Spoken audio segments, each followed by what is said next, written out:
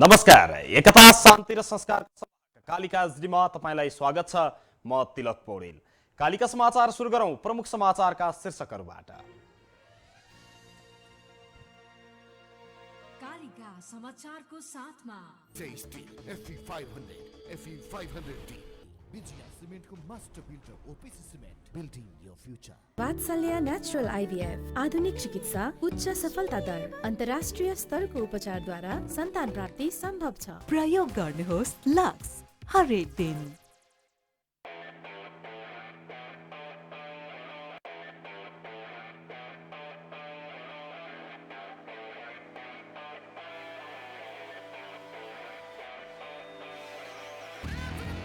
यस Yamaha नेपालको अति लोकप्रिय motorcycle Hero Super Splendor. Pond's Bright Beauty आन्तरिक मूल्याङ्कन गरेर भए पनि गठबन्धन कायमै राख्नुपर्ने कांग्रेसको निष्कर्ष। घर घर जाउँ कांग्रेस जिताउँ अभियानलाई पुनः सञ्चालन गर्ने सभापतिदेखि सदस्यसम्मको 121 प्रस्तावित मर्यादा क्रमको प्रस्ताव।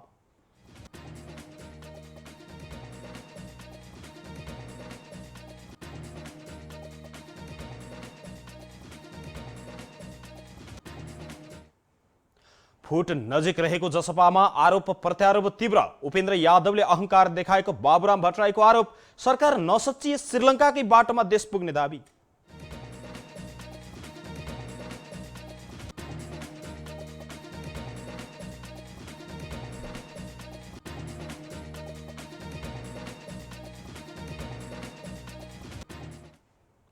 भीषण वर्षाले पाकिस्तानको बलुचिस्तानमा 24 बालबालिका सहित 62 जनाको मृत्यु, 48 जना घाइते। बिजुलीको पोलमा करेन्ट लाग्दा 3 जनाको ज्यान गयो।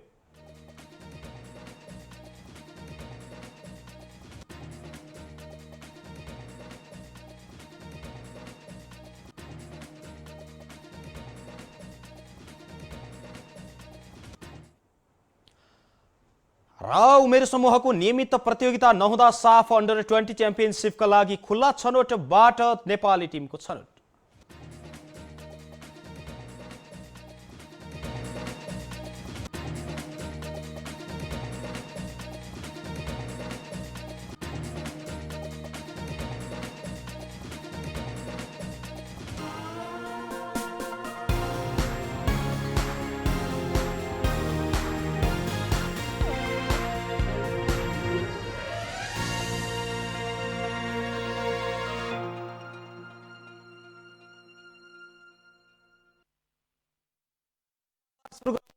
राष्ट्रिय समाचारबाट सत्तारूढ दल नेपाली कांग्रेसले गठबन्धन राख्नुपर्ने निष्कर्ष निकालेको छ।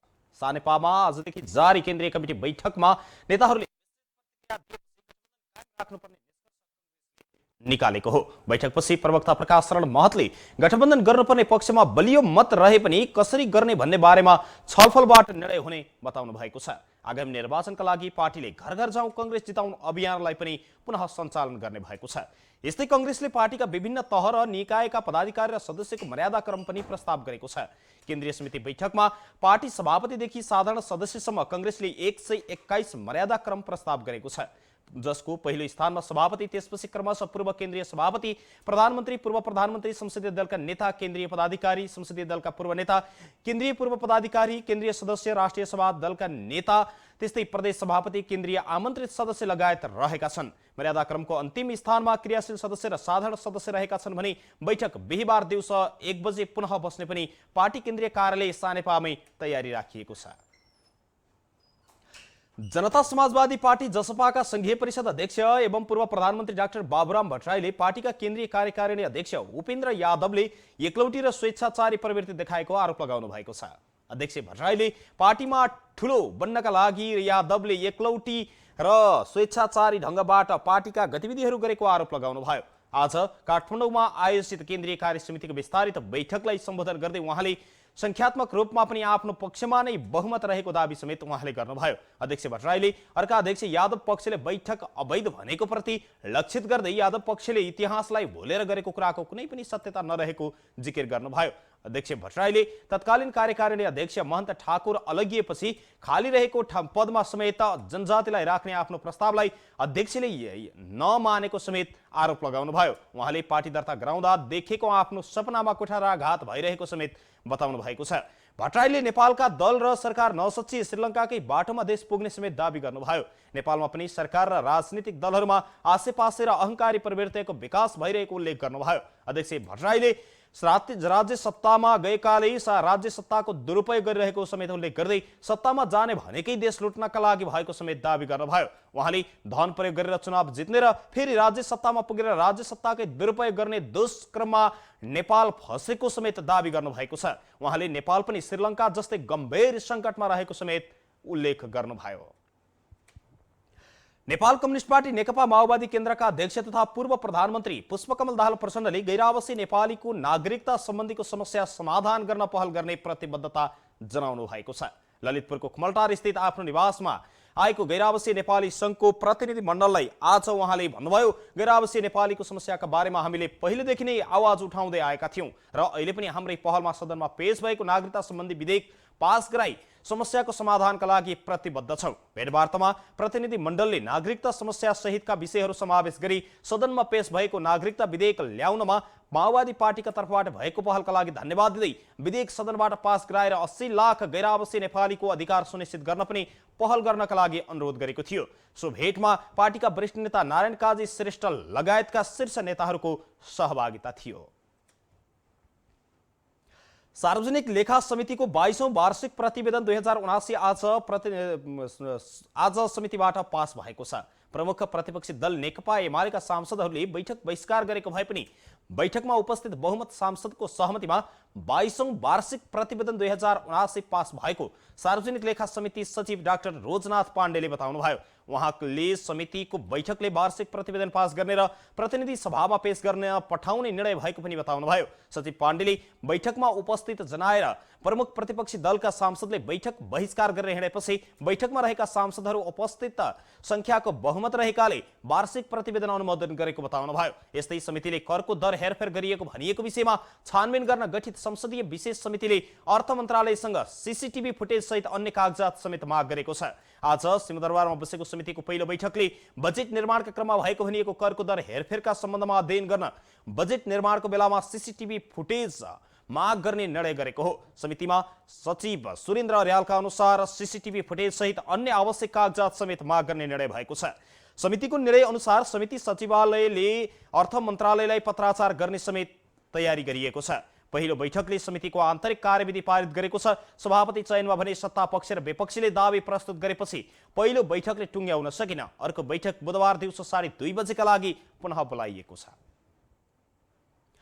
निर्वाचनमा खटिने कर्मचारी तथा सुरक्षाकर्मीको मताधिकार सुनिश्चित गर्न माग गर्दै सर्वोच्च अदालतमा आज रिट दर्ता भएको छ। कानूनका विद्यार्थी निशान पोखरेल र प्रदीक्षा केसीले आगामी मङ्सिरमा हुने प्रतिनिधि सभा र प्रदेश सभाको निर्वाचनमा समानुपातिक तर्फ निर्वाचनमा खटिने कर्मचारी तथा सुरक्षाकर्मीको मताधिकार सुनिश्चित गर्न र मतदाता नामावलीमा उनीहरूको नाम समावेश गर्न माग गर्दै रिट दायर गर्नु भएको हो। मन्त्री परिषद, गृह मन्त्रालय र निर्वाचन आयोगलाई बेपक्षी बनाएर दायर गरिएको निवेदनमा बालिग मताधिकार प्रयोग गर्नका लागि समेत आवश्यक सबै व्यवस्था मिलाउन विपक्षीको नाममा अन्तरिम आदेश समेत माग गरिएको छ। सो मुद्दाको सुनवाईका लागि सर्वोच्च अदालतले असार 30 गतेका लागि पेशी तोकेको छ। यता अबदेखि अनलाइनबाट नै फारम भरी मतदाता नामावली दर्ता गर्न सकिने निर्वाचन आयोगले जानकारी दिएको छ। आयोगले आज एक विज्ञप्ति सार्वजनिक गर्दै भोलिदेखि अनलाइनबाटै काठमाडौँ, भक्तपुर र ललितपुरका फारमहरू भर्न सकिने जानकारी गराएको हो। नेपालमा आज थप 177 जनामा कोरोना भाइरसको संक्रमण पुष्टि भएको छ। स्वास्थ्य तथा जनसङ्ख्या मन्त्रालयको पछिल्लो विवरण अनुसार 3126 जनामा गरिएको परीक्षणमा 177 जना सक्रिय संक्रमित फेला परेका बताइएको छ। हिजो 168 जनामा संक्रमित फेला परेका थिए। पछिल्ला दिनमा देशभर कोरोनाका संक्रमितको संख्या उकालो लाग्दै गएको छ। शनिबार 102 जना संक्रमित देखिएका थिए भने आइतबार 121 जना फेला परेका थिए। आज 41 जना संक्रमण मुक्त भएका छन्। हाल देशभर 11 जना संक्रमितको आइसियु र 1 जनाको भेन्टिलेटरमा राखेर उपचार भइरहेको छ। संक्रमण बढे पनि सक्रिय संक्रमितको संख्या बढेको छ। हाल देशभर 873 जना सक्रिय संक्रमित छन्। जसमध्ये काठमाडौँ जिल्लामा 525 जना छन् भने ललितपुरमा 67, भक्तपुरमा 4 जना छन्। 873 जना सक्रिय संक्रमित मध्ये होम आइसोलेसनमा 853 जना र संस्थागत आइसोलेसनमा 20 जना छन्। कोरोना संक्रमणका कारण 24 घण्टामा कसैले पनि ज्यान गुमाएका छैनन् भने थप 64,907 जनाले कोरोना विरुद्धको खोप लगाएको विवरण प्राप्त भएको पनि स्वास्थ्य तथा जनसङ्ख्या मन्त्रालयले जानकारी गराएको छ। एकता, शान्ति र संस्कारको संवाहक कालिका एचडीमा अहिले प्रसारित कालिका समाचारमा पालो भएको छ विज्ञापनको। तर त्यसभन्दा अगाडि अहिले प्रसारित प्रमुख समाचारका शीर्षकहरू एकपटक। कालिका समाचारको साथमा Jai steel FE500 FE500D Vijaya सिमेन्टको master builder OPC cement building your future. Vatsalya natural IVF आधुनिक चिकित्सा उच्च सफलता दर अन्तर्राष्ट्रिय स्तरको उपचारद्वारा सन्तान प्राप्ति सम्भव छ। प्रयोग गर्नुहोस् लक्स हरेक दिन।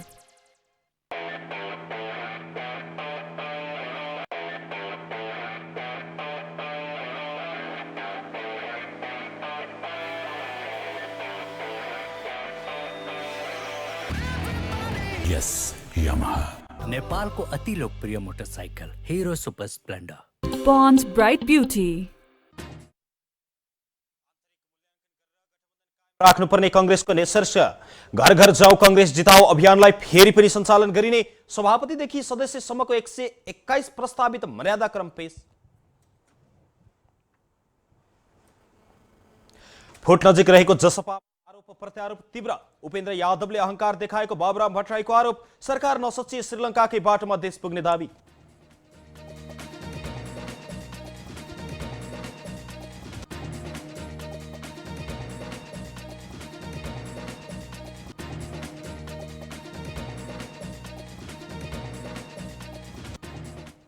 भीषण वर्षाले पाकिस्तानको बलुचिस्तानमा 24 बालबालिका सहित 62 जनाको मृत्यु, 48 जना घाइते।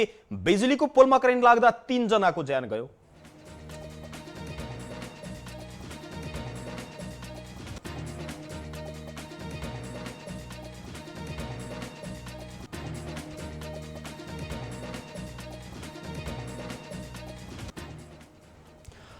राणा उमेर समूहको नियमित प्रतियोगिता नहुँदा साफ अन्डर 20 च्याम्पियनशिपका लागि खुल्ला छनौटबाट नेपाली टिमको छनौट।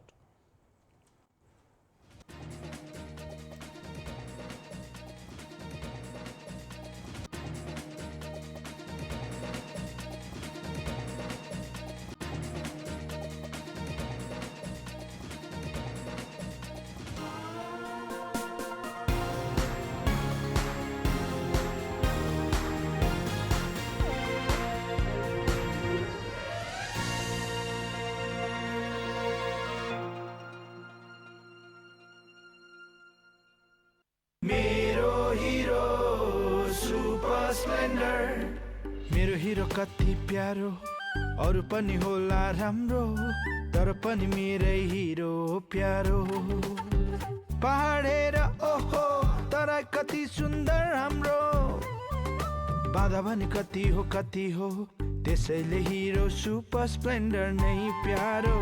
घाम लागे हुन्छ धुलो, पानी परे हिलो मैलो, त्यसैले त हिरो सुपर स्प्लेन्डर नै प्यारो। सबैलाई सुहाउँदो सुपर स्प्लेन्डर नै प्यारो। नेपालको अति लोकप्रिय motorcycle Hero Super Splendor. Jagdamba Super Sign तथा ग्याल्वा प्लस जस्ता पाता जीवनभरको भरोसा।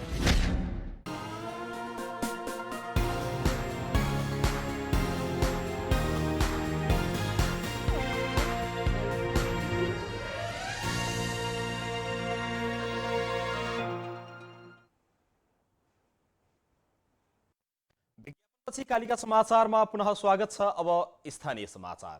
भरतपुर महानगरपालिका भित्रका ज्येष्ठ नागरिकहरूले निवृत्त र ज्येष्ठ पत्रकारहरूले निवृत्त भरण पाएका छन्। भरतपुर महानगरपालिका र नेपाल पत्रकार महासंघको साझेदारीमा ज्येष्ठ पत्रकारहरूलाई सम्मान स्वरूप मासिक भत्ता वितरण सुरु गरिएको हो। पत्रकार महासंघ चितवनले 60 वर्ष माथिका पत्रकारलाई मासिक 4,000 रुपैयाँका दरले निवृत्ति भरण वितरण गरेको छ। महानगरले निवृत्ति भरण वितरणका लागि महासंघ चितवनलाई 20 लाख रुपैयाँको चेक हस्तान्तरण गरेको छ। मेयर रेणु दाहालले महासंघ चितवन शाखाका अध्यक्ष नारायण प्रसाद अधिकारीलाई निवृत्ति भरण कोषका लागि सो चेक हस्तान्तरण गर्नुभयो। 20 वर्ष बढी काम गरेका र 60 वर्ष उमेर पुगेका ज्येष्ठ पत्रकारका लागि भत्ताको व्यवस्था गरिएको छ। 2028 सालमा पत्रकारिता सुरु गर्नुभएका रेशम विरही, 2037 सालको जनमत संग्रहका बेला सुरु गर्नुभएका मोहन पोखरेल, त्यस्तै 2043 सालमा सुरु गर्नुभएका महेन्द्र राज श्रेष्ठ, 2048 सालमा सुरु गर्नुभएका दिल्ली राम पोखरेललाई निवृत्ति भरणको व्यवस्था गरिएको हो। उहाँहरूले पहिलो चरणमा 3 महिनाको मासिक भत्ता लिनु भएको छ। 4 जना ज्येष्ठ पत्रकारहरू अहिले पनि स्तम्भकार लेखकका रूपमा सक्रिय हुनुहुन्छ। मेयर रेणु दाहालले पत्रकारिता मार्फत सचेत समाज निर्माणमा सक्रिय ज्येष्ठ पत्रकारहरूलाई सम्मान स्वरूप निवृत्ति भरणको व्यवस्था गरिएको बताउनुभयो। उहाँले पत्रकारितालाई मजबुत बनाउन महानगर सदैव सकारात्मक बन्ने बताउनु भएको छ। उपमेयर चित्रसेन अधिकारीले पनि पत्रकारहरूलाई जनतालाई सुसूचित गर्ने काममा लाग्न थप प्रोत्साहन गर्ने नीति तथा कार्यक्रम महानगरले ल्याउने बताउनुभयो। महासंघका केन्द्रीय सचिव सिर्जना अर्यालले नवीनतम तथा अनुकरणीय कामको सुरुवात भरतपुरबाट भएकोमा खुसी व्यक्त गर्नुभयो। महासंघ चितवनका अध्यक्ष नारायण प्रसाद अधिकारीले सरकारले नै ज्येष्ठ नागरिक भत्ता पाउने उमेर हद घटाएकाले अब कार्यविधि संशोधन गरी 58 वर्ष माथिका सबै पत्रकारहरूलाई निवृत्ति भरण दिने व्यवस्था मिलाउनु पर्ने बताउनु भएको छ। महानगरका प्रमुख प्रशासकीय अधिकृत रामबन्धु सुवेदीले पनि महानगर भित्रका पत्रकारको क्षमता विकासका लागि महानगरले आवश्यक कार्यक्रम तथा बजेट विनियोजन गर्न तयार रहेको बताउनु भएको छ। ज्येष्ठ पत्रकार रेशम विरहीले ज्येष्ठ पत्रकारहरूलाई प्रोत्साहन गरेकोमा खुसी व्यक्त तथा आभार व्यक्त गर्नुभयो। कृषि ज्ञान केन्द्र चितवनले किसानसँग सुझाव सङ्कलन गरेको छ। आज भरतपुरमा कृषकहरूको अनुभव र विज्ञताको सुझाव सङ्कलन गरेको हो। राष्ट्रिय कृषक महासंघका महासचिव रीता बस्ताकोटीले तीनै तहको सरकारमा सशक्त कृषि बजेटको व्यवस्था गर्न माग गर्नु भएको छ। उहाँले स्थानीय र प्रदेश तहमा कृषि विकास ऐन निर्माण गर्नुपर्ने भन्दै एक वडा एक कृषि प्राविधिक राख्न सुझाव समेत दिनुभयो। पारिवारिक खेती प्रणालीको प्रवर्धन गरी प्राङ्गारिक खेती मार्फत दिगो तथा आत्मनिर्भर मुखी कृषिमा जोड दिनुपर्ने धारणा समेत राख्नु भएको छ। कृषक समूह पशु सेवा समूहलाई स्थायी लेखा नम्बर प्यान दिने र लिने व्यवस्था खारेजीको समेत उहाँको माग छ। चितवन केरा उत्पादक संघका पूर्व अध्यक्ष विष्णुहरि पन्तले वास्तविक किसानहरूले कर्जा पाउन कठिन रहेको गुनासो गर्नुभयो। यस्तै कृषि सडकहरू निर्माण हुन नसक्दा मौरीहरू चरण क्षेत्रमा लैजान नसकिएको मौरी पालक महासंघ चितवनका अध्यक्ष शिव प्रसाद पौडेलले गुनासो गर्नुभयो। यस्तै कृषिका कार्यक्रमहरू वडा तह मार्फत कार्यान्वयनमा गर्न पनि कृषकहरूले जोड दिएका छन्। सङ्घ प्रदेश र स्थानीय तहको अनुदान एउटै किसानले पाउने सम्भावना रहेको भन्दै त्यसतर्फ सचेत हुन पनि आग्रह किसानहरूको छ। किसानका सुझावलाई विभिन्न माध्यम मार्फत समाधान गर्ने गरी लाग्ने कृषि ज्ञान केन्द्र चितवनले प्रतिबद्धता जनाएको छ। भरतपुर 10 मा रहेको आदर्श नारी विकास केन्द्रले 29औं वार्षिक साधारण सभा सम्पन्न गरेको छ। केन्द्रका सचिव पृथ्वी देवी सुवेदीले वार्षिक प्रतिवेदन कोषाध्यक्ष भगवती सापकोटाले आर्थिक प्रतिवेदन प्रस्तुत गर्नुभएको कार्यक्रममा महिला सशक्तिकरण हिंसामा परेका महिला तथा बालबालिकाको क्षेत्रमा लामो समयदेखि संस्थाले काम गर्दै आइरहेको छ। सोही अवसरमा आज साधारण सभा समेत सम्पन्न गरिएको हो। साधारण सभाको उद्घाटन गर्दै भरतपुर महानगरका उपप्रमुख चित्रसेन अधिकारीले महिला हक अधिकारका लागि एकबद्ध भएर लाग्न समेत उहाँले आग्रह गर्नुभयो। उपप्रमुख अधिकारीले संस्थाको भवन निर्माणका लागि महानगरले सहयोग गर्ने प्रतिबद्धता समेत जाहेर गर्नुभएको छ। कालिका समाचारमा अब अर्थ समाचार।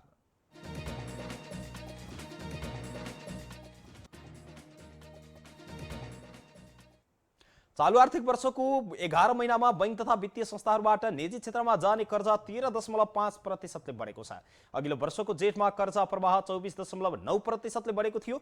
निजी क्षेत्रतर्फ प्रवाहित कर्जा मध्ये वाणिज्य बैंकहरूको कर्जा प्रवाह 13.1%ले, विकास बैंकहरूको कर्जा प्रवाह 14.7%ले र वित्त कम्पनीहरूको कर्जा प्रवाह 29%ले बढेको छ। जेठ मसान्तसम्ममा बैंक तथा वित्तीय संस्थाहरूको लगानीमा रहिरहेको कर्जा मध्ये 66.8% कर्जा घर जग्गाको धितोमा र 12.3% कर्जा चालू सम्पत्तिको धितोमा प्रवाह भएको छ। गएको वर्षको जेठ मसान्तमा घर जग्गा धितोमा 65.7% र चालू सम्पत्तिमा 13% धितोमा कर्जा प्रवाह भएको थियो। यस्तै चालू आर्थिक वर्षको 11 महिनामा बैंक तथा वित्तीय संस्थाहरूको लगानीमा रहेको कर्जा मध्ये कृषि क्षेत्रतर्फको कर्जा 20.1%ले बढेको पनि जानकारी गराइएको छ। कालिका समाचारमा अब अन्तर्राष्ट्रिय समाचार। पाकिस्तानको बलुचिस्तानमा लगातारको भीषण वर्षाका कारण भएका विभिन्न घटनामा 24 बालबालिका सहित 62 जनाले ज्यान गुमाएका छन्। सयौं प्रभावित भएको पनि पाकिस्तानी अधिकारीले जानकारी गराएका छन्। पाकिस्तानको प्रान्तीय विपद व्यवस्थापन प्राधिकरणले बोलान, क्वेटा, झोब, डक्की, खुजदार, कोहलु, केच, मस्तुङ, हर्नाई, किला, सैफुल्लाह र सिबीमा सर्वसाधारणको मृत्यु भएको जनाइएको छ। भीषण वर्षाका कारण प्रान्तका विभिन्न भागमा भएका दुर्घटनामा 48 जना घाइते भएका छन्। 670 जना भन्दा बढी घर भत्किएका छन्। प्राधिकरणका अनुसार कराचीको कोराङ्गी, सदर, निपा चौराङ्गी, पिपल्स चौराङ्गी, त्यस्तै सुपर हाइवे र शहरका अन्य भागमा भीषण वर्षा भएको छ र केही भाग डुबानमा परेका छन्। डुबान क्षेत्रको यातायात पनि बन्द भएको छ। वर्षाकै कारण विद्युत आपूर्तिका खम्बाबाट करेन्ट प्रवाह हुँदा 3 जनाले ज्यान गुमाएका छन्। कालिका समाचारमा अब खेल समाचार।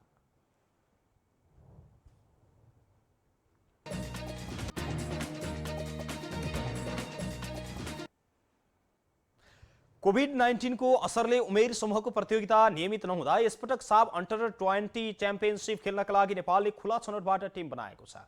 साफ अन्डर 20 यही जुलाई 25 देखि अगस्त 5 सम्म भारतको भुवनेश्वरमा हुँदैछ भने एफसी अन्डर 20 एसिया कप छनौट आगामी सेप्टेम्बरमा बहराइनमा हुँदैछ।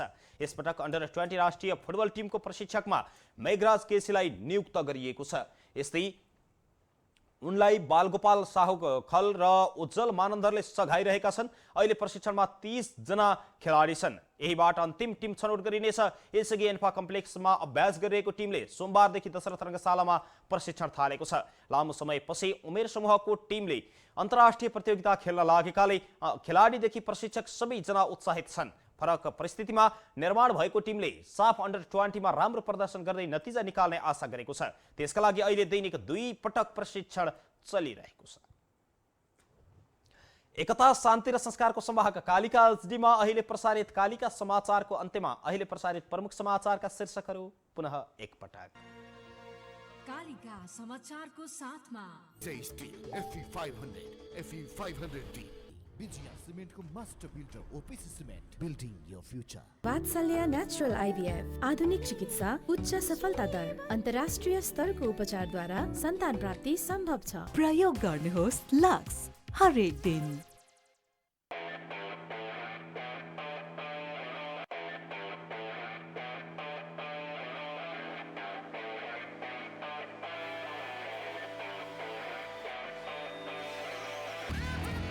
यस यामाहा नेपालको अति लोकप्रिय motorcycle Hero Super Splendor. Pond's Bright Beauty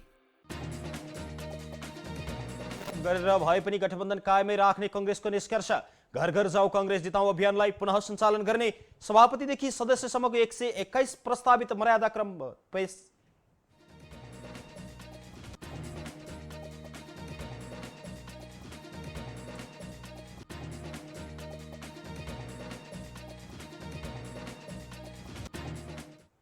vote नजिक पुगेको जसपामा आरोप प्रत्यारोप तीव्र। उपेन्द्र यादवले अहंकार देखाएको बाबुराम भट्टराईको आरोप। सरकार नसच्ची श्रीलङ्काकै बाटोमा देश पुग्ने दाबी।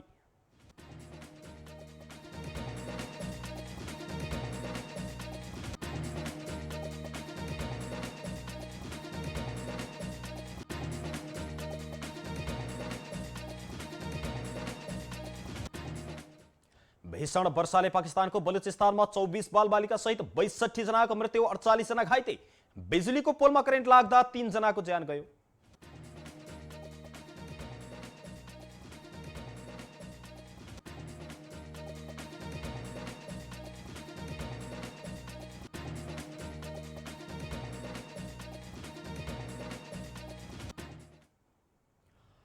र उमेर समूहको नियमित प्रतियोगिता नहुँदा साफ अन्डर 20 च्याम्पियनशिपका लागि खुल्ला छनौटबाट नेपाली टिम चयन।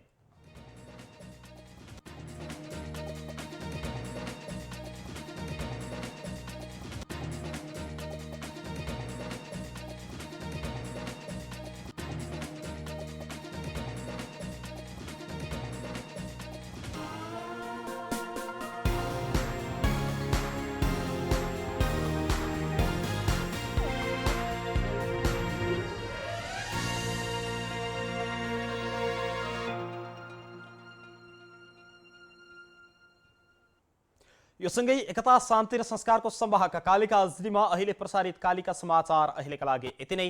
हेर्दै गर्नुहोला कालिका एचडी। म तिलक पौडेल बिदा हुन्छु। नमस्कार।